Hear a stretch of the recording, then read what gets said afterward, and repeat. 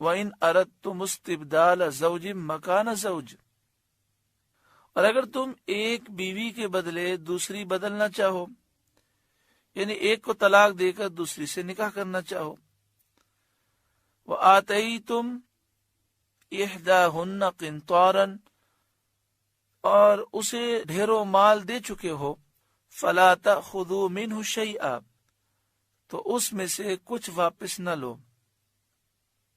اس آیت سے یہ معلوم ہوا کہ مہر میں زیادہ رقم دینا بھی جائز ہے، کیونکہ فرمایا گیا وَآتَيْتُمْ إِحْدَاهُنَّ قِنْطَارًا، ایک بیوی کو طلاق دے کر دوسرا اگر تم نکاح کرنا چاہو، جو پہلی تھی اسے اگر تم نے قنطاراً سونے چاندی کا ڈھیر بھی دیا ہو، فَلَا تَأْخُذُوا مِنْهُ شَيْئًا، تو جو تم نے مہر دیا ہے اسے واپس نہ لو۔ تو اس سے یہ استدلال کیا گیا کہ مہر میں زیادہ رقم مقرر کرنا یہ بھی جائز ہے، جیسا کہ پہلے گزر چکا ہے کہ صحابیات، ازواج مطہرات اور خاتون جنت حضرت فاطمہ الزہرا رضی اللہ تعالی عنہا کا جو مہر تھا وہ 500 درہم چاندی تھا۔ عام طور پہ اس زمانے میں مہر کی رقم اس کے آس پاس ہوتی تھی، اور 500 درہم چاندی فی زمانہ تقریباً لاکھ روپیہ، 1.25 روپیہ بنتا ہے، تو اتنا مہر تو ہونا چاہیے۔ لیکن اگر کوئی 10 لاکھ مہر، 50 لاکھ مہر رکھے یا اس سے زائد رکھے تو یہ بھی جائز ہے، مگر یہ مسئلہ یاد رکھیں کہ جب مہر زیادہ رکھیں تو یہ نیت نہیں ہونی چاہیے کہ یہ صرف میں لوگوں پر اچھا تاثر دینے کے لیے رکھ رہا ہوں، میں دوں گا نہیں۔ یہ تو بہت بری بات ہے اور اس کی سخت مذمت کی گئی ہے۔ نیت یہی ہونی چاہیے کہ میں انشاءاللہ ضرور دوں گا، اور انشاءاللہ یہ دینے سے سب کو برکتیں ملیں گی، مجھے بھی اور میری زوجہ کو بھی اس کی برکتیں نصیب ہوں گی۔ حضرت عمر رضی اللہ تعالیٰ عنہ نے ممبر پر یہ ارشاد فرمایا کہ عورتوں کے مہر زیادہ مقرر نہ کرو۔ ایک عورت نے یہ آیت پڑھ کے کہا، اے عمر رضی اللہ تعالیٰ عنہ، اللہ تعالیٰ ہمیں دیتا ہے اور آپ منع کر رکھے ہیں۔ تو حضرت عمر رضی اللہ تعالیٰ عنہ رو پڑے اور آپ نے اپنا قول واپس لے لیا، اور آپ نے فرمایا اب جتنا بھی مہر مقرر کرنا چاہو تم مقرر کر سکتے ہو۔ یہاں پر یہ عرض کروں کہ حضرت عمر رضی اللہ تعالیٰ عنہ کا یہ فرمان جو تھا یہ اس لیے تھا تاکہ لوگوں کے لیے نکاح کرنا مشکل نہ ہو جائے، مگر جب قرآن پاک کی آیت پڑھی گئی آپ پر تو وہ اللہ والے قرآن کی آیت کے سامنے اپنے سر کو جھکانے والے ہیں، تو آپ اس کی تعویل اور اس کا جواب پیش کر سکتے تھے، لیکن آپ نے مناسب نہ سمجھا۔ آپ نے فرمایا جب قنطارن کا لفظ ہے اور قرآن فرماتا ہے اگر تم نے کسی کو ڈھیروں مال دیا ہو تو اس سے واپس نہ لو، تو جب قرآن پاک ڈھیر مال دینے کی اجازت دیتا ہے تو میں کیوں روکوں؟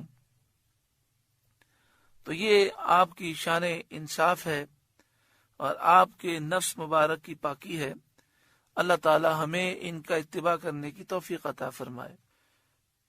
فَلَا تَأْخُذُوا مِنْهُ شَيْئًا، تو اس میں سے کچھ واپس نہ لو۔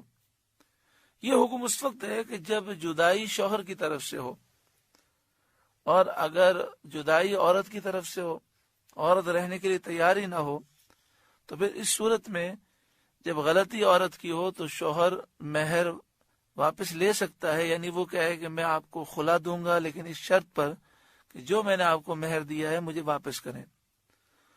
أَتَأْخُذُونَهُ بُهْتَانًا وَإِثْمًا مُبِينًا، کیا اسے واپس لوگے جھوٹ باندھ کر، وَإِثْمًا مُبِينًا، اور کھلے گناہ سے۔ زمانے جاہلیت میں ایک فعل ایسے موقع پر کیا جاتا تھا، اس کا رد کیا گیا، کہ جب انہیں کوئی دوسری عورت پسند آتی تو وہ اپنی بیوی پر تہمت لگاتے تاکہ وہ اس سے پریشان ہو کر جو کچھ وہ مہر لے چکی ہے واپس دے دے۔ اس طریقے کو اس آیت میں منع فرمایا اور اسے جھوٹ اور گناہ بتایا۔ وَكَيْفَ تَأْخُذُونَهُ، اور تم کیوں کر اسے واپس لوگے؟ وَقَدْ أَفْضَى بَعْضُكُمْ إِلَى بَعْضٍ، حالانکہ تم ایک دوسرے سے خلوت میں مل چکے۔ وَأَخَذْنَ مِنْكُمْ مِيثَاقًا غَلِيظًا، اور وہ تم سے گاڑا عہد لے چکی۔ وہ عہد اللہ تبارک و تعالیٰ کا یہ ارشاد ہے، فَإِمْسَاكُمْ بِمَعْرُوفٍ أَوْ تَسْرِيحٌ بِإِحْسَانٍ، بھلائی کے ساتھ روکنا ہے یا احسان کے ساتھ چھوڑ دینا ہے۔ یہ آیت اس بات کی دلیل ہے کہ خلوت صحیحہ سے مہر لازم ہو جاتا ہے۔ وَلَا تَنْكِحُوا مَا نَكَحَ آبَاؤُكُم مِّنَ النِّسَاءِ إِلَّا مَا قَدْ سَلَفَ، اور باپ دادا کی منکوحہ سے نکاح نہ کرو مگر جو ہو گزرا۔ یہ مراد یہ ہے کہ پہلے جب تک یہ ہوتا رہا اللہ تبارک و تعالی نے اسے معاف فرمایا، لیکن اس آیت کے نازل ہونے کے بعد یہ کام کرنے کی اجازت نہیں، اور اگر کسی نے اپنے باپ کی منکوحہ سے شادی کی ہو تو فوراً اس سے جدا ہو جائے۔ وَلَا تَنْكِحُوا مَا نَكَحَ آبَاؤُكُم مِّنَ النِّسَاءِ، اور باپ دادا کی منکوحہ سے، یعنی جس سے باپ دادا نے نکاح کیا اس سے نکاح نہ کرو، الا ما قد سلف، مگر جو ہو گزرا، وہ اللہ تعالیٰ نے معاف فرمایا۔ جیسا کہ زمانے جاہلیت میں رواج تھا کہ اپنی ماں کے سوا باپ کی جو دوسری بیویاں تھیں، جسے ہمارے عرف میں سوتیلی ماں کہتے ہیں، تو باپ کے مرنے پر بیٹا اس سے شادی کر لیتا تھا، تو اس سے منع کیا گیا اور اسے حرام قرار دیا گیا۔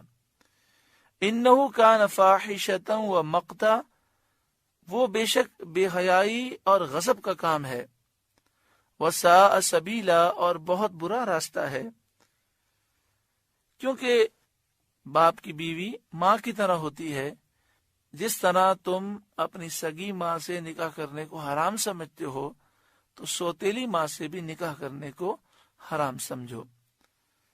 سورۃ النساء کا تیسرا رکوع مکمل ہوا۔ اللہ رب العالمین اس رکوع کے نور سے ہمیں روشن و منور فرمائے۔